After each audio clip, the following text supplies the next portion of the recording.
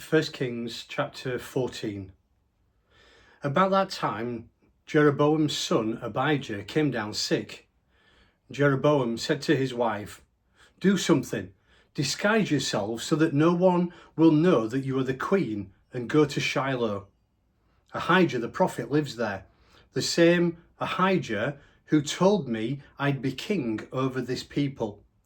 Take along 10 loaves of bread, some sweet rolls, a jug of honey. Make a visit to him and he'll tell you what's going on with our boy." Jeroboam's wife did as she was told. She went straight to Shiloh and to Ahijah's house.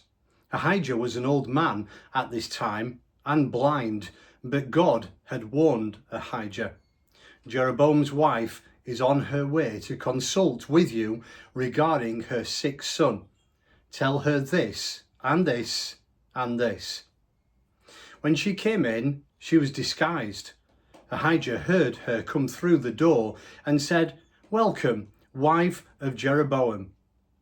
"But why the deception?" "I've got bad news for you. Go and deliver this message I received firsthand from God, the God of Israel, to Jeroboam. I raised you up from obscurity and made you the leader of my people Israel. I ripped the kingdom from the hands of David's family and gave it to you.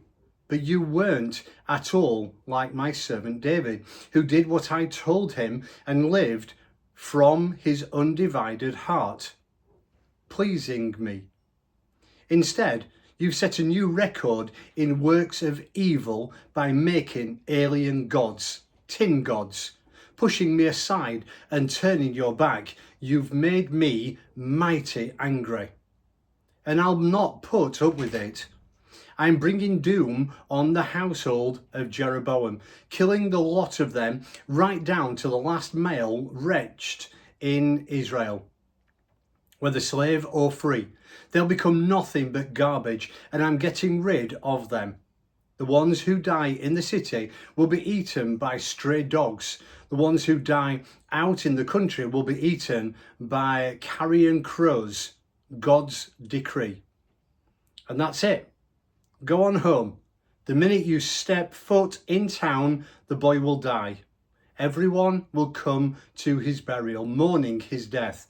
He is the only one in Jeroboam's family who will get a decent burial. He's the only one from whom God, the God of Israel, has a good word to say. Then God will appoint a king over Israel who will wipe out Jeroboam's family, wipe them right off the map. Doomsday for Jeroboam. He will hit Israel hard. As a storm slaps reeds around, he'll pull them up by the roots from his good land of the inheritance, weeding them out, and then scatter them to the four winds. And why? Because they made God so angry with Asherah, sex and religion shrines. He'll wash his hands of Israel because of Jeroboam's sins, which he led Israel into a life of sin. Jeroboam's wife left and went home to Tirzah. The moment she stepped through the door, the boy died. They buried him, and everyone mourned his death, just as God had said through his servant the prophet Ahijah. The rest of Jeroboam's life, the wars he fought and the way he ruled, is written in the Chronicles of the kings of Israel. He ruled for 22 years. He died and was buried with his ancestors. Nadab, his son, was king after him. Rehoboam, son of Solomon, was king in Judah. He was 41 years old when he took the throne and was king for 17 years in Jerusalem, the city God selected from all the tribes of Israel for the worship of his name.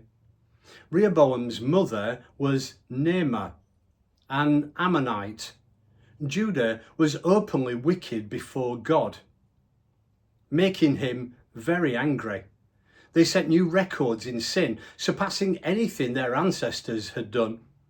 They built Asherah, sex and religion shrines, and set up sacred stones all over the place, on hills, under trees, wherever you look.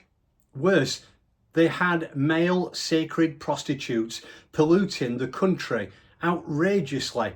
All the stuff that God had gotten rid of when he brought Israel into the land. In the 5th year of King Rehoboam's rule, Shishak, king of Egypt, made war against Jerusalem. He plundered the temple of God and the royal palace of their treasures, cleaned them out, even the gold shields that Solomon had made.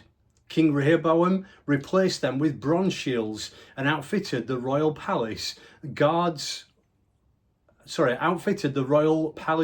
with them.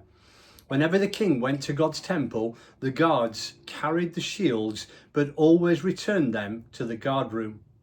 The rest of Rehoboam's life, what he said and did, is written in the Chronicles of the kings of Judah.